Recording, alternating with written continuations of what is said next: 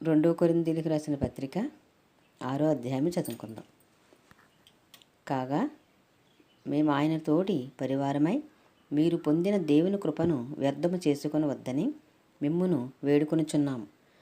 అనుకూల సమయమందు నీ మొర ఆలకించితిని, రక్షణ దినమందు నిన్ను ఆదుకొంటిని అని ఆయన చెప్పుచున్నాడు కదా. ఇదిగో ఇప్పుడే మిక్కిలి అనుకూలమైన సమయము, ఇదిగో ఇదే రక్షణ దినము. మా పరిచర్య నిందింపబడకుండు నిమిత్తము ఏ విషయములోనైనను అభ్యంతరమేమియూ కలగజేయక, శ్రమలయందును, ఇబ్బందులయందును, ఇరుకులయందును, దెబ్బలయందును, చెరసాలలోను, అల్లరలోను, ప్రయాసములోను, జాగరములలోను, ఉపవాసములలోను మిగుల ఓర్పు గలవారమై పవిత్రతతోనూ, జ్ఞానముతోనూ, దీర్ఘశాంతముతోనూ, దయతోనూ, పరిశుద్ధాత్మ వలనను, నిష్కపటమైన ప్రేమతోనూ, సత్యవాక్యము చెప్పుట వలనను, దేవుని బలం వలనను, కుడి ఎడమల నీతి ఆయుధములు కలిగి, ఘనతల వలనను, సుకీర్తి దుష్కీర్తుల వలనను దేవుని పరిచారకులమై ఉండి అన్ని స్థితులలో మమ్మను మేమే మెప్పించుకొనుచున్నాము.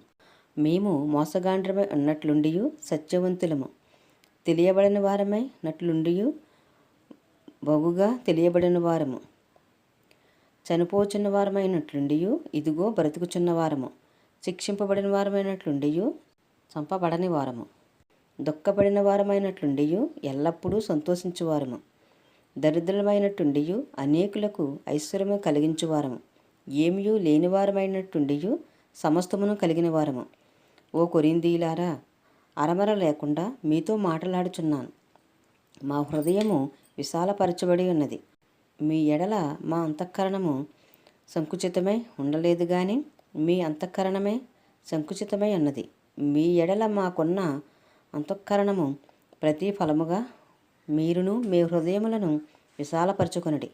మీరు నా పిల్లలని మీతో ఇలాగో చెప్పుచున్నాను. మీరు అవిశ్వాసులతో జోడిగా ఉండకుడి. నీతికి దుర్నీతితో ఏమి సాంగత్యము?